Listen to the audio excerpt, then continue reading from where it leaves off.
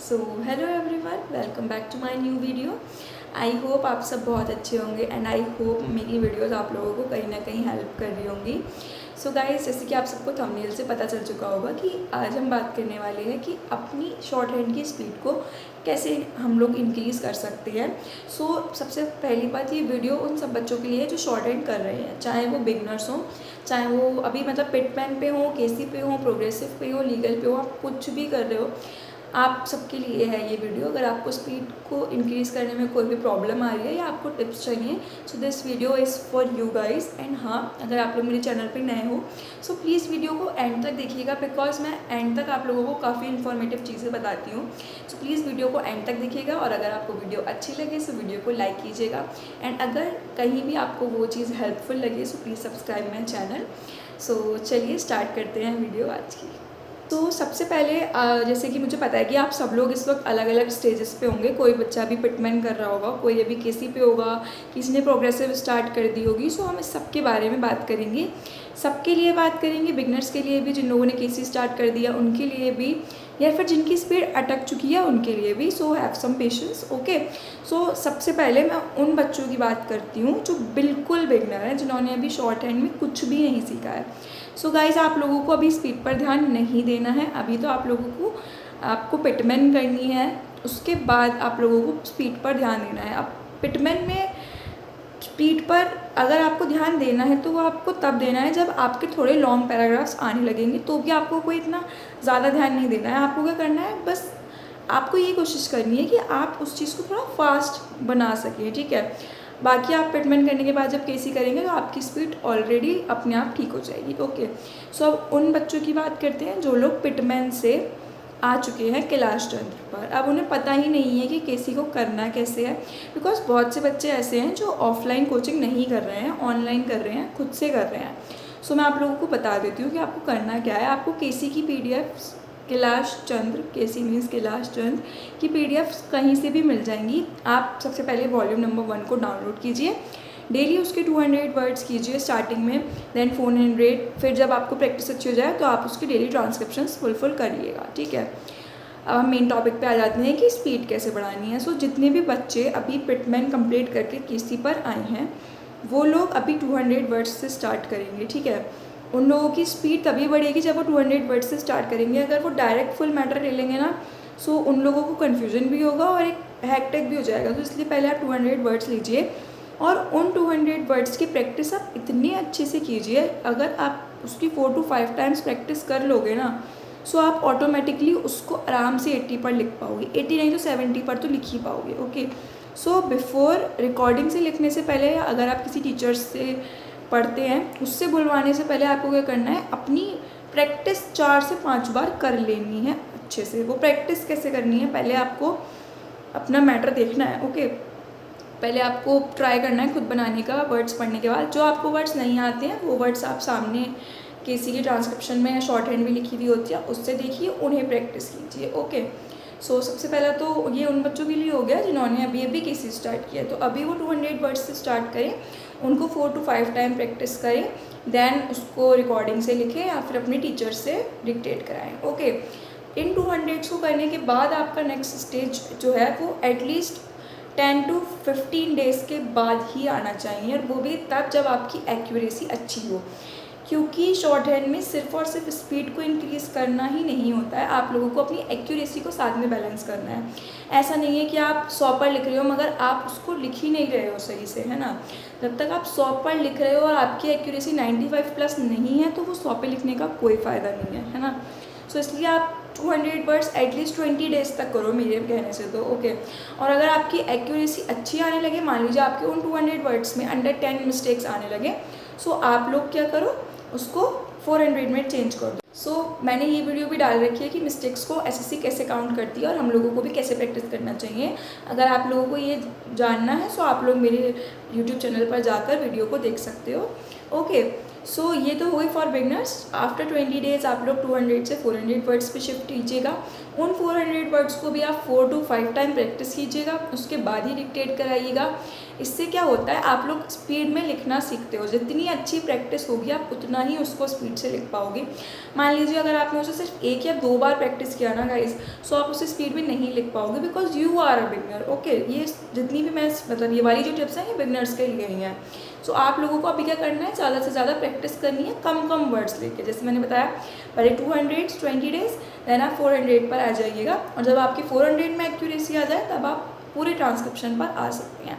क्योंकि हमें भागना नहीं है, हमें ये देखना है कि हम सही कर रहे हैं। जल्दी करने से कोई कुछ चीज़ मतलब कुछ होना ही नहीं है अगर आप उस चीज़ को सही नहीं कर रहे हो तो, ठीक है।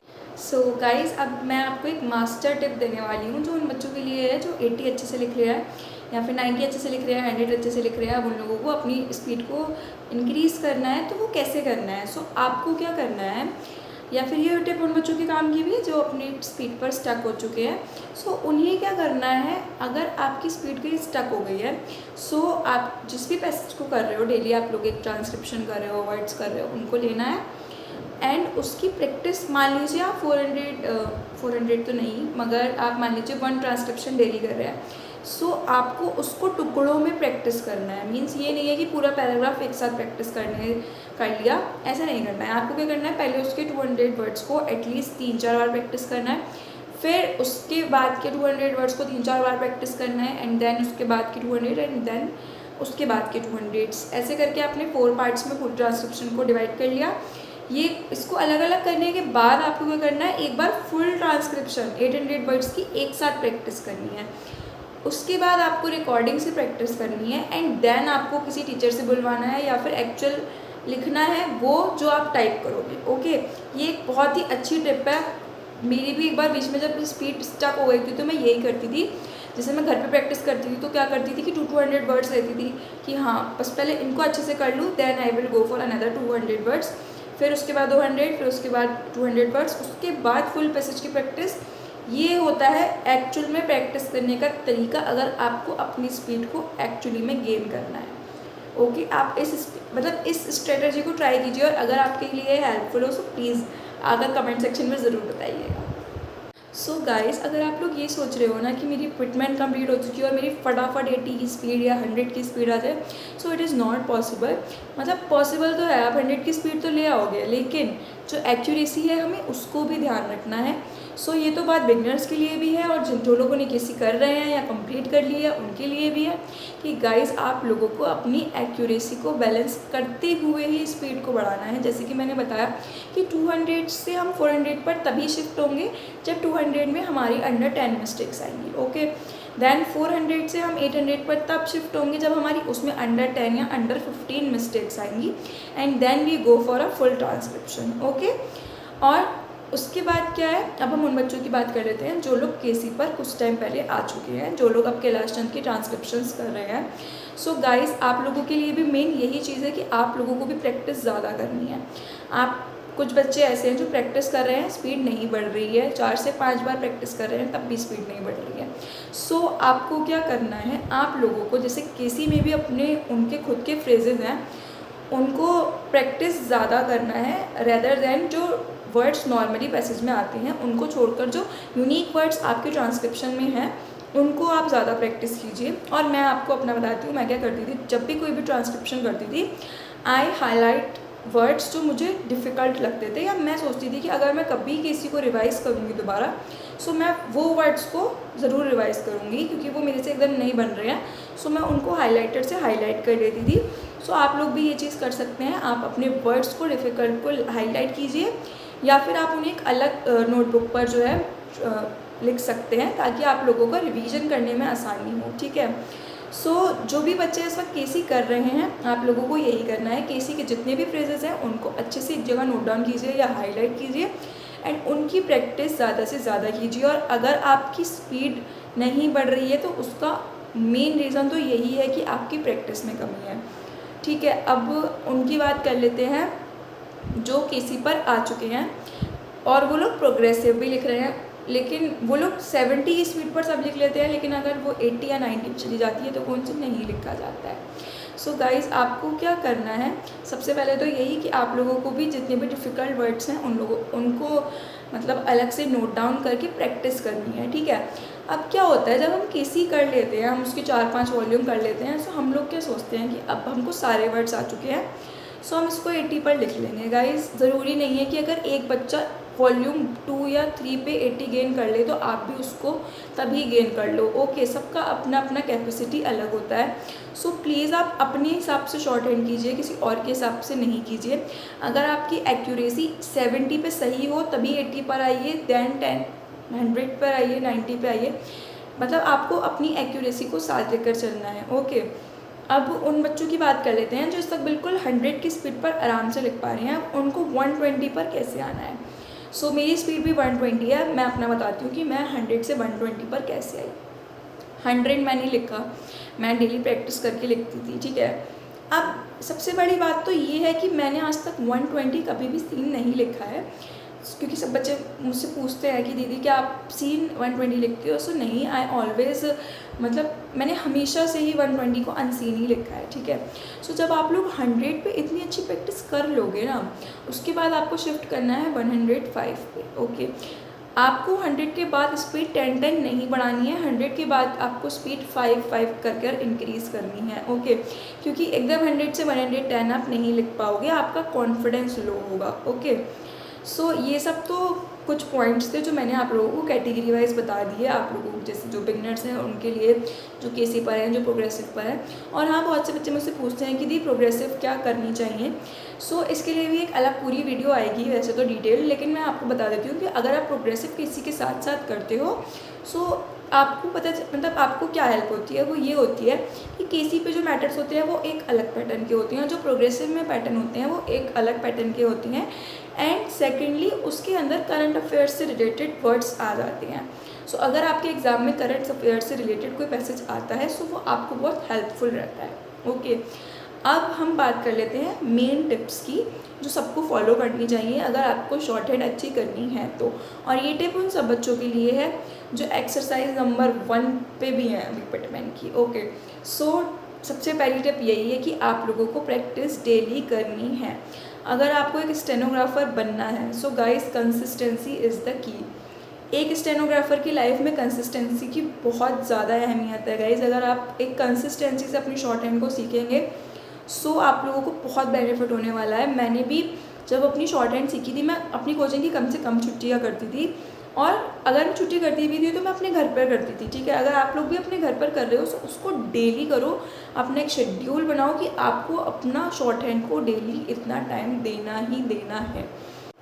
ओके, अब कुछ बच्चों को ये होता है कि दी हम 80 पर तो लिख लेते हैं मगर हमसे पढ़ा नहीं जाता। सो गाइस ये भी जो है ना, ये आपकी लैक ऑफ प्रैक्टिस ही है ओनली। अगर आप 80 पे लिख रहे हो या 100 पे लिख रहे हो और अगर आपसे वो पढ़ा ही नहीं जा रहा, सो यही है कि हमें सिर्फ स्पीड इंक्रीज़ नहीं करनी है, हमें अपनी एक्यूरेसी भी लानी है। मीन्स आपको प्रैक्टिस इतनी करनी है कि आप उसको लिख भी पाओ, उसे पढ़ भी पाओ एंड उसे ट्रांसक्राइब भी कर पाओ। क्योंकि शॉर्ट हैंड को सिर्फ लिखने से कोई मतलब नहीं है, एग्जामिनेशन में परफेक्टली रेडी होना है आप लोगों को। सो आप लोगों को उसको लिखना भी है, उसे पढ़ना भी है, उसे टाइप भी करना है एग्जैक्टली वैसे ही जैसे आपकी रियल ट्रांसक्रिप्शन या रियल पैसेज है। सो आप इस चीज़ को दिमाग में डाल लीजिए कि प्रैक्टिस जितनी करेंगे उतना आप लोगों को फ़ायदा होने वाला है। जितने भी ग्रामर नोट्स वगैरह हैं, आप उन सबको भी एक अलग कॉपी में लिख कर रख सकते हो, जिसको आप विद इन अ वीक या फिर हर संडे अपना रिवाइज़ कर सकते हो। और जैसे मैंने आपको बताया कि जो फ्रेजेस होते हैं उनको भी आप अलग लिख सकते हो।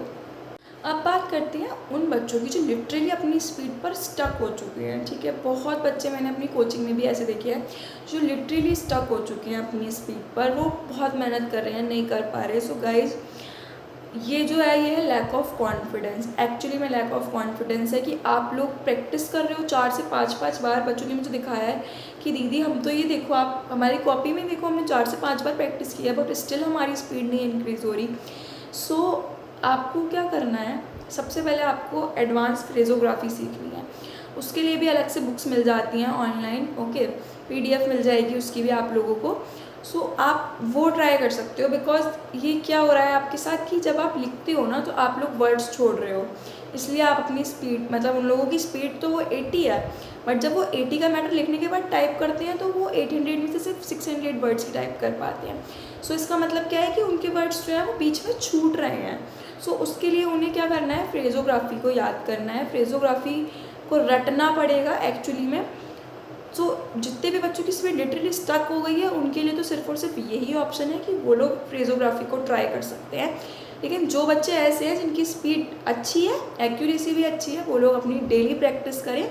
और स्पीड को बढ़ाने से पहले एक्यूरेसी को भी देखना है। ये नहीं है कि अगर आप 80 पर हो और आपसे 80 पर लिख लिया जा रहा है, इसका मतलब ये नहीं है that you are good at 80। अगर आपसे लिख लिया जा रहा है, आप उसे पढ़ पा रहे हो, एंड थर्डली आप उसे ट्रांसक्राइब कर पा रहे हो एग्जैक्टली जो आपके मैटर में आए, या विद इन 15 या 20 मिस्टेक्स, तब आप उस चीज़ में परफेक्ट हो। ओके, सो इन सब चीज़ों को ध्यान रखकर ही अपनी स्पीड को बढ़ाना चाहिए, क्योंकि कोई फ़ायदा नहीं है 120 स्पीड लाने का भी अगर आपकी एक्यूरेसी बेकार है। अगर आप लोग ग्रेड डी की तैयारी कर रहे हो तो एसएससी आपसे सिर्फ 80 की स्पीड मांग रहा है, ठीक है। आप 90 भी कर जाओगे ना विद एक्यूरेसी तो वो इनफ होगा। लेकिन आप सोचोगे कि मैं 100 कर जाऊँ, लेकिन आपकी एक्यूरेसी है ही नहीं, सो आपको कोई फ़ायदा नहीं होगा। तो जितने भी बच्चे ग्रेड डी को टारगेट कर रहे हैं वो लोग अपनी 90 पर एक्यूरेसी बहुत अच्छी कर जाना, और जितने भी ग्रेड सी को टारगेट कर रहे हैं वो 105 to 110 पर अपनी एक्यूरेसी को बहुत अच्छा कर जाना। ओके, सो गाइज आज के लिए बस इतना ही। एंड येस गाइस, मेरे पास एक क्वेश्चन और था जो बच्चों ने मेरे को कमेंट में किया था कि दी हम लोगों को मतलब सीन मैटर से अनसीन पर कब शिफ्ट होना चाहिए, कैसे शिफ्ट होना चाहिए। सो गाइस अगर आप लोगों को वो वीडियो चाहिए डिटेल तो आप इसके नीचे कमेंट कर दीजिएगा, मैं उसको नेक्स्ट ज़रूर उसी को प्रायोरिटी दूंगी, वही बनाऊंगी। फ़िलहाल अगर आप सीन कर रहे हो सो ये आपके लिए है, और अगर आप अनसीन भी कर रहे हो सो ये सारी टिप्स भी आपके लिए हैं। Okay, so thank you guys, आज के लिए बस इतना ही। आप लोगों को कोई और भी क्वायरी हो सो आप कमेंट कर सकते हैं। एंड यस, बहुत से बच्चों ने कमेंट किया था कि दी हम आप लोगों से कोई क्वायरी डायरेक्ट कैसे कर सकते हैं। सो गाइस मेरे चैनल के बायो में लिखा हुआ है, टेलीग्राम का लिंक जो है वो मेंशन्ड है, आप लोग जाकर टेलीग्राम चैनल को ज्वाइन कर सकते हैं, वहाँ पर जाकर अपने क्वेश्चंस को पूछ सकते हैं। Thank you guys.